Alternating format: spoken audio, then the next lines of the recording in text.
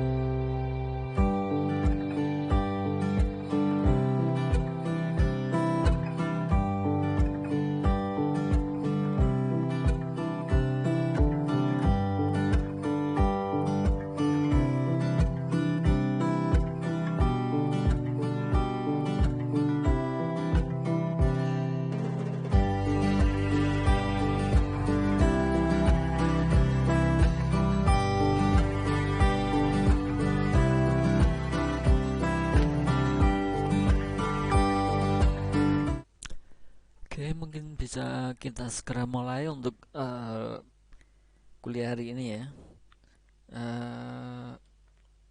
Ini adalah pertemuan ke-16 atau terakhir ya. Jadi nanti dipersiapkan untuk yang sudah saya sampaikan dipelajari. Kemudian nanti pada saat UAS nanti jadi bisa sudah siap ya untuk mengerjakan soal dari saya. Dipelajari semua saja yang terpenting ya, walaupun sifatnya kita masih open book, akan tetapi alangkah baiknya kalian tetap persiapkan dengan belajar ya, belajar dari modul-modul yang sudah saya sampaikan. Silahkan di pelajari kembali seperti itu ya. Untuk hari ini kita akan membahas mengenai keamanan transaksi e-commerce. Nah, untuk keamanan di sini itu slide-nya sebenarnya terlalu banyak ya. Nanti saya tidak menyampaikan seutuhnya semuanya. Nah, untuk materi silahkan diunduh ya, diunduh di Classroom. Nanti saya share setelah pertemuan ini. Silahkan diambil, dan untuk lebih lengkapnya ya, karena ini slide-nya terlalu banyak, nanti saya menyampaikan hanya beberapa saja. Kemudian kalian nanti bisa pelajari sendiri dengan modulnya, seperti itu ya. Oke, mungkin sambil menunggu teman yang lain, kita akan mulai ya. Sambil mulai, mungkin yang lain nanti segera bergabung.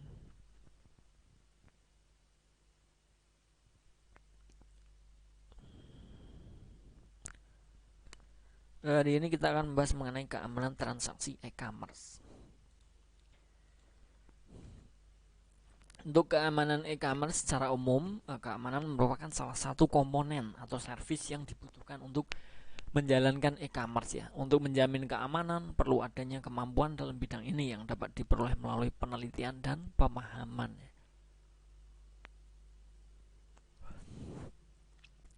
Dalam prakteknya, beberapa berbelanja di web memerlukan koneksi ke internet dan browser yang mendukung transaksi elektronik yang aman, seperti Microsoft Internet Explorer dan Netscape Navigator dan lain sebagainya.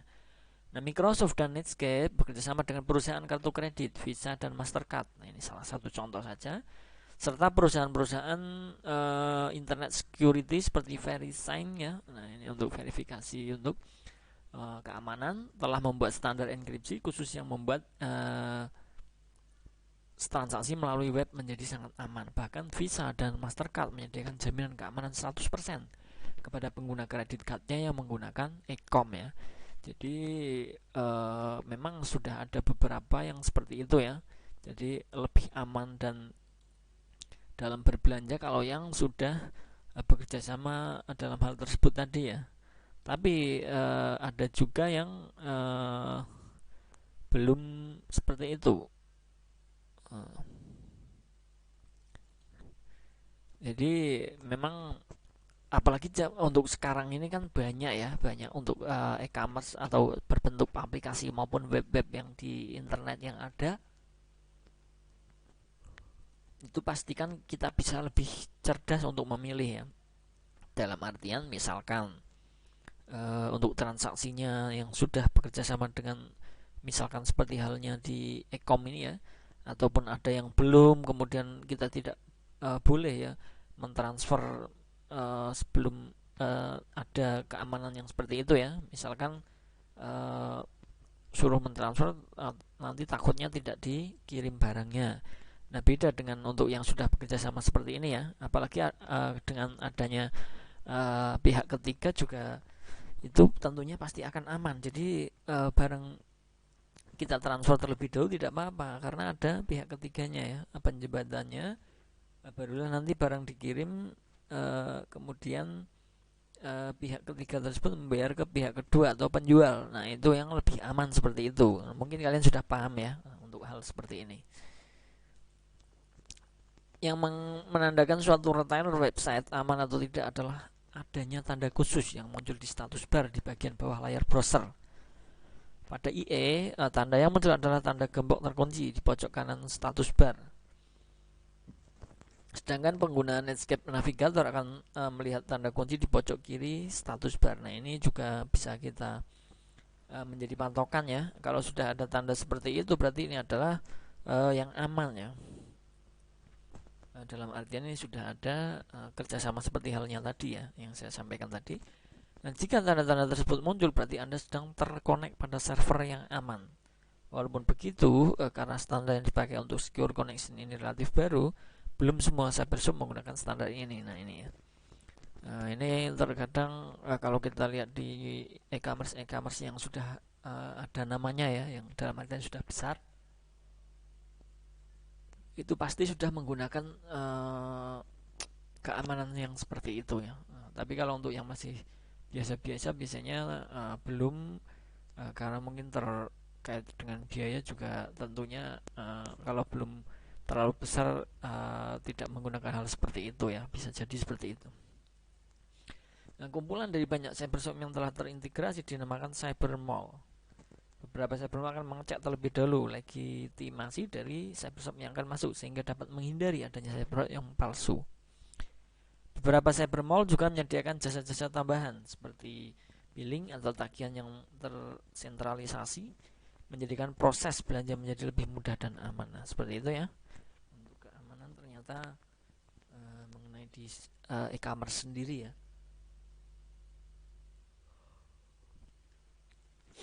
Dan untuk teknologi kriptografi ya, untuk keamanan kriptografi menjelaskan bagaimana mengamankan data yang dengan menggunakan enkripsi. Berbagai sistem sudah dikembangkan seperti sistem private key dan public key ya.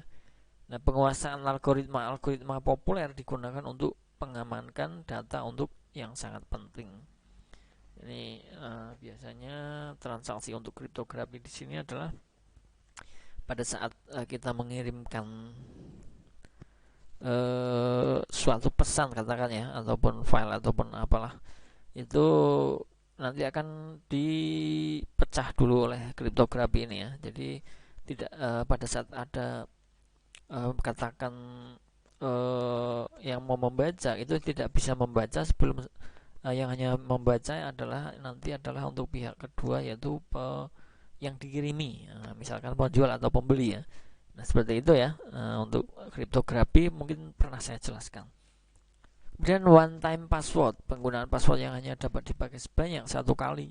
Biasanya password angka digital yang merandom angka setiap kali transaksi. Nah, ini juga termasuk salah satu keamanan, karena hanya bisa dipakai dalam satu kali satu transaksi ya.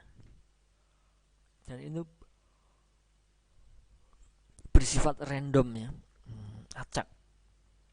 Kemudian ada konsultan keamanan, konsultan, organisasi dan institusi yang bergerak di bidang keamanan dapat membantu meningkatkan dan menjaga keamanan.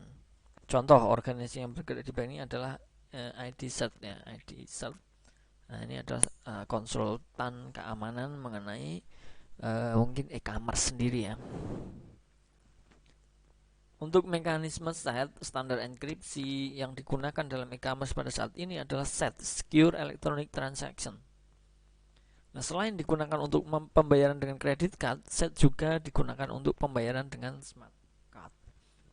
Nah, dengan menggunakan SET, kerahasiaan informasi customer berupa nama dan nomor kartunya juga bisa dijaga ya. Nah, ini karena sudah ada standar untuk keamanannya dari e-commerce sendiri ya. Nah, saya juga bisa menjaga autentikasi atau identifikasi identitas penjual dan customer sehingga tidak bisa disalahgunakan oleh sembarang orang. Ini adalah mekanisme SET.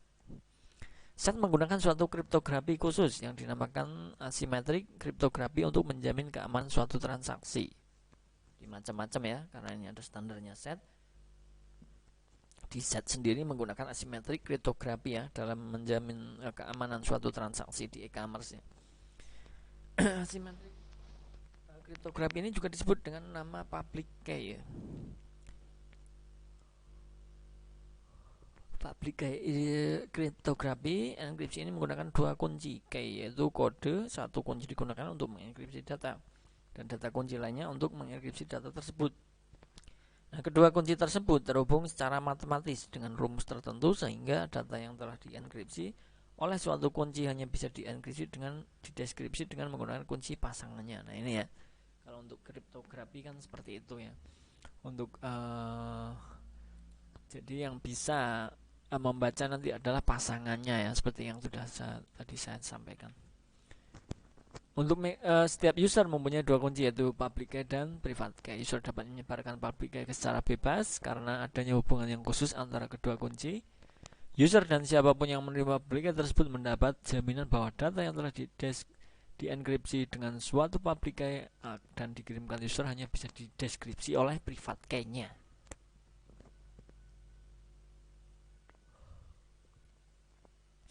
Keamanan ini terjamin selama user dapat menjaga kerahasiaan private key-nya. Pasangan key ini harus dibuat secara khusus oleh user. Jadi selama untuk usernya dia tidak lalai, dalam artian misalkan tidak terbaca oleh orang lain, itu keamanannya terjamin ya. Sedangkan untuk dari public key-nya ya, untuk yang mempublikasikan itu apa namanya, bisa dibagikan, tapi yang bisa membuka hanya yang mendeskripsikan tadi adalah menggunakan usernya tadi. Jadi pasangan key-nya ya, atau private key-nya. Nah, selama private key-nya aman atau tidak diketahui orang lain, itu akan aman jaminannya dari public key-nya. Algoritma yang biasanya digunakan untuk pembuatan key adalah algoritma RSA, dinamakan berdasarkan inisial pembuatannya, itu Rivers, Samir, and Adleman. Nah, ini adalah algoritma yang digunakan seperti itu ya untuk pembuatan key-nya atau kunci.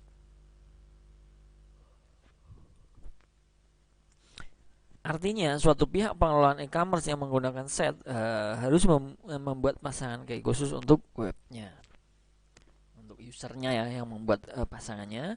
Nah, public key akan disebarkan, dan hal ini bisa dilakukan melalui penyebaran web browser. Nah, public key disertakan secara gratis untuk setiap web browser dan telah tersedia jika browser tersebut diinstal.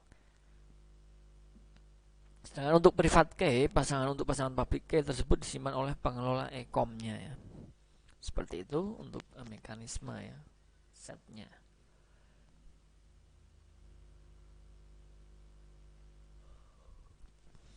Jika pembeli menggunakan browser untuk mengirim form transaksi, pembeli tersebut akan menggunakan public key yang telah tersedia di web browsernya. Nah, orang lain yang tidak mempunyai private key pasangannya tidak akan bisa mendeskripsi ya data form yang dikirim dengan public key tersebut, karena biasanya satu transaksi satu private key ya, dan itu dibuat oleh user sendiri biasanya ataupun dari sana, tapi hanya satu orang, satu transaksi satu private key, diberikan satu user. Nah, setelah data sampai ke pengelola e-com, data tersebut akan dienkripsi ya dengan menggunakan private key. Artinya hanya pengelola e-com yang bisa mendapatkan data itu dalam bentuk yang sebenarnya, dan data identitas serta nomor kartu kredit customer tidak akan jatuh ke tangan yang tidak berpihak. Nah, ini untuk segi keamanannya. Untuk servis yang harus tersedia untuk menjalankan e-commerce diperlukan beberapa servis atau infrastruktur yang mendukung pelaksanaan e-commerce. Servis-servis ini akan dibahas pada bagian berikut ini. Servis yang harus tersedia ya, ada directory service, menyediakan informasi tentang pelaku bisnis dan end user. Salah satu permasalahan yang mengganjal dalam penggunaan directory service adalah adanya potensi security hole, yaitu ada kemungkinan orang melakukan spamming ya, spamming dalam proses pengiriman email, simpah yang tidak diundang. Nah, itu adalah permasalahan, salah satu permasalahan untuk directory service. Kemudian ada infrastruktur kunci publik. Public infrastruktur untuk menjalankan e-commerce dibutuhkan tingkat keamanan yang dapat diterima. Nah, salah satu untuk meningkatkan keamanan adalah dengan menggunakan teknologi kriptografi, yaitu antara lain dengan menggunakan enkripsi untuk mengacak datanya.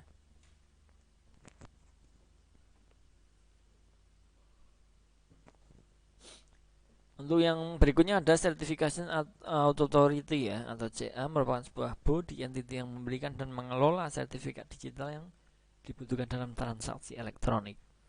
CA berhubungan erat dengan pengelolaan public key system ya. Contoh sebuah CA di Amerika adalah VeriSign ya, untuk keamanannya. Nah, adalah merupakan apabila perusahaan di Indonesia menggunakan fasilitas VeriSign dalam transaksi e-commerce. Untuk itu di Indonesia harus ada sebuah atau lebih ya CA. Sayangnya untuk menjalankan CA tidak mudah, banyak hal teknis dan non teknis yang harus dibebani. CA dapat diimplementasikan dengan menggunakan software yang komersial seperti yang dijual oleh VeriSign, dan juga yang gratis seperti dikembangkan oleh OpenCA1. Kemudian ada IPsec. Keamanan media komunikasi merupakan hal yang penting, mekanisme untuk mengamankan media komunikasi yang aman. Selain menggunakan SSL adalah dengan menggunakan IP Secure. Plain IP versi 4 yang umum digunakan saat ini tidak menjamin keamanan data. Tidak ada pretty good privasi. PGP dapat digunakan untuk authentication, encryption, dan digital signature. Tidak ada privasi enhanced mail atau PEM, merupakan standar pengamanan email yang diusulkan oleh Internet Engineering Task Force untuk email ya. Kemudian ada PKCS, Public Key Cryptography Standard. Dan ada SMIME. Selain menggunakan PGP tadi, pengamanan email dapat juga digunakan dengan menggunakan standar S atau MIME ya. Merupakan standar dari secure messaging dan tidak terbatas hanya untuk email saja, yang terpenting untuk semacam message ya atau pesan ya. Dia ada secure socket layer SSL ya. E-commerce banyak menggunakan teknologi internet. Salah satu teknologi yang digunakan adalah standar TCP/IP dengan menggunakan soket. Nah, untuk meningkatkan keamanan informasi, keamanan layer soket perlu ditingkatkan dengan menggunakan teknologi kriptografi. Netscape mengusulkan pengamanan dengan menggunakan secure socket layer ya. Untuk mengimplementasi yang bersifat gratis dan open source sudah tersedia OpenSSL Project. Selain SSL ada juga pendekatan lain, yaitu dengan menggunakan Transport Layer Security atau TLS v1 ya. Nah, titik pengamanan di internetnya, yang pertama ada server web. Setup dan konfigurasi sebuah server web untuk menyelenggarakan e-commerce cukup kompleks ya, dan akibat dari kesalahan kecil bisa fatal. Contoh, seorang administrator sistem mengetahui bahwa untuk proses program daemon agar mampu menanggapi perintah terhadap port tertentu harus dijalankan dengan hak super user atau root. Kemudian sistem operasi jaringan, network operating system ya atau NOS, tidak terbagi file maupun folder. Kalaupun kita seringkali berbagi dokumen dengan rekan kerja, sebaiknya gunakan kata sandi. Ini sebagai contohnya saja. Dan ada pengaman jaringan atau firewall, file NTPS, zone alarm. Silahkan nanti dikembangkan, dicari ya mengenai hal ini. Ini firewall sendiri adalah istilah untuk menunjukkan suatu komponen ya, komponen yang jaringan membatasi akses antara dua jaringan.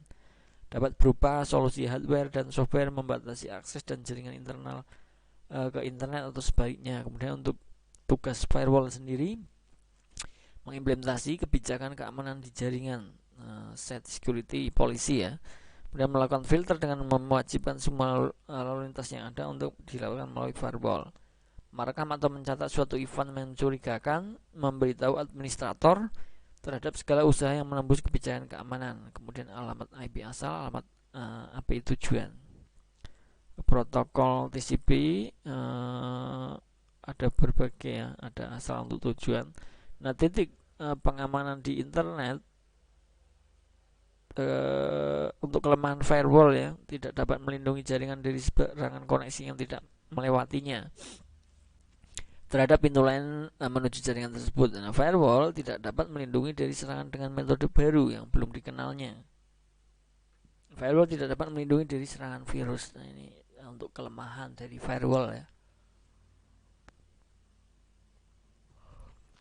Kemudian ada email bomb, dapat digunakan untuk melumpuhkan komputer yang terhubung ke internet. Bahkan seluruh jaringan komputer perusahaan dapat dilumpuhkan dengan email bomb. Ini sangat berbahaya ya. Untuk MIME email menggunakan metode enkripsi untuk melindungi ke email terhadap 3 tipe pelanggaran, yaitu pengintipan, snooping, pengubahan, tampering, dan pemalsuan atau forgery. SMIME memanfaatkan digital signature enkripsi dengan fungsi privat ya, untuk memproteksi terhadap bahaya pengubahan dan pemalsuan. Untuk mengetahui keaslian pengirim, maka digunakan mekanisme sertifikasi dari pihak ketiga, yaitu VeriSign misalnya. Ini dari pihak ketiga ya.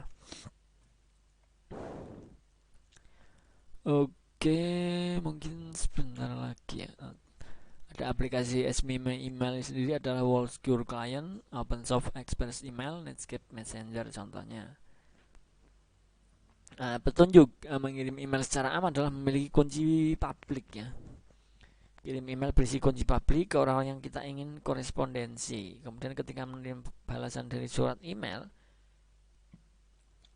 email klien miliknya dari buku alamat mengetahui kalau kita mampu bersurat-suratan secara aman. Mail otomatis mengkode email yang akan dikirim ya.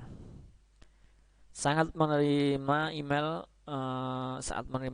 mail klien kita secara otomatis membongkar penyandian mail terkirim dengan kunci ya privat, sehingga kita bisa membacanya. Email yang aman tidak akan dapat terbaca atau dibajak di tengah jalan. Oke, mungkin seperti itu ya yang bisa saya sampaikan. Nanti bisa kalian pelajari lebih lanjut lagi di modulnya ya. Setelah perkuliahan ini modul akan saya share di Classroom, karena ini masih banyak lagi untuk mengenai penjelasan keamanan transaksi e-commerce. Silahkan dipelajari di rumah ya, dipelajari kembali, bisa kalian download di Classroom ya. Seperti itu ya.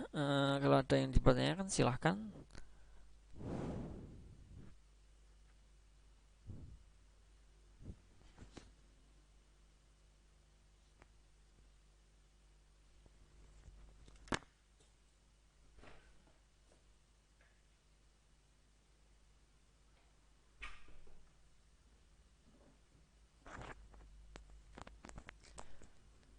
Oke, kalau tidak ada mungkin sampai di sini dulu. Nanti untuk selebihnya bisa kalian pelajari di modulnya. Terima kasih untuk teman-teman semua yang sudah ada dalam perkuliahan ini. Semoga apa yang saya sampaikan bisa menambah wawasan untuk kita semua. Saya akhiri. Terima kasih. Wassalamualaikum warahmatullahi wabarakatuh. Selamat beraktivitas. Terima kasih.